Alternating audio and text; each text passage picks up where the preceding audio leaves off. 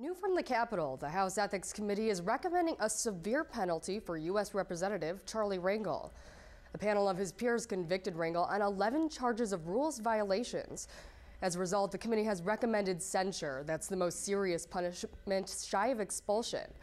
The House of Representatives could accept or change the committee's recommendation to penalize the 20-term congressman.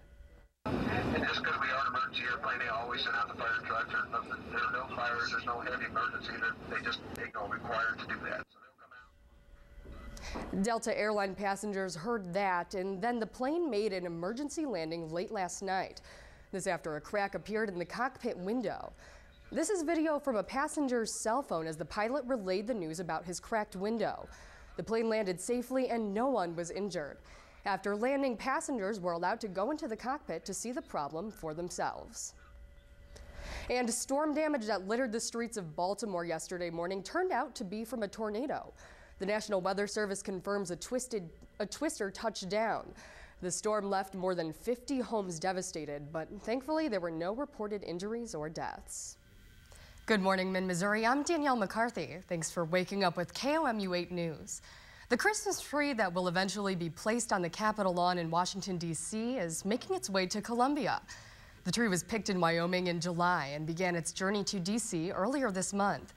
You can stop by to see the 65-foot tree this Sunday from 5 to 7:30 at the Holiday Inn Executive Center. Celebrating traditions, the 31st annual Columbia Jaycees Holiday Parade is this Sunday, rain or shine. The parade starts at 3 and heads west on Broadway to College Avenue. The Boy Scouts of America is this year's Grand Marshal as the organization celebrates 100 years of scouting. Middle Grove schools are hosting the 29th annual Community Thanksgiving Dinner. That's tonight from 5 to 7. They'll serve a traditional turkey dinner for free. There will be turkey, ham, potatoes, the whole spread. They do ask that you bring a dessert, vegetable, or salad to share. The Scholastic Book Fair will be open during the meal, and proceeds from the fair go to Middle Grove school libraries. Thanks for watching. We'll have more local news and weather in just 25 minutes. The Today Show will be right back.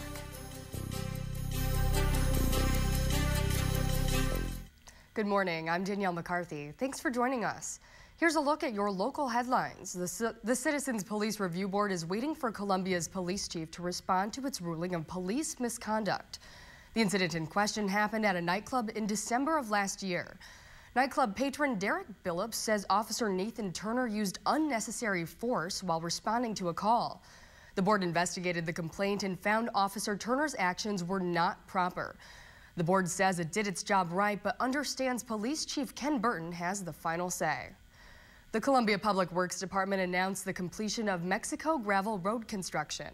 The new additions allow for a better connectivity to Highway 63 and a roundabout at Route PP. It will also include sidewalks on both sides of the road and bike lanes. There will be a ribbon-cutting ceremony today at 2 p.m. on the corner of Mexico Gravel Road and Wellington Drive.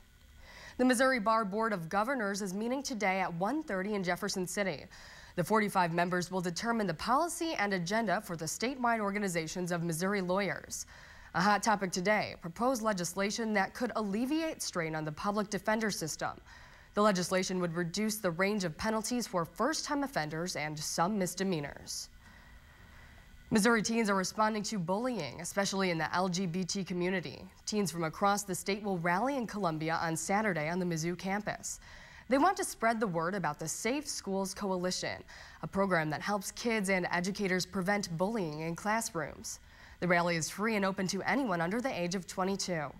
Thanks for watching. We'll be back with more local news and weather in just 25 minutes.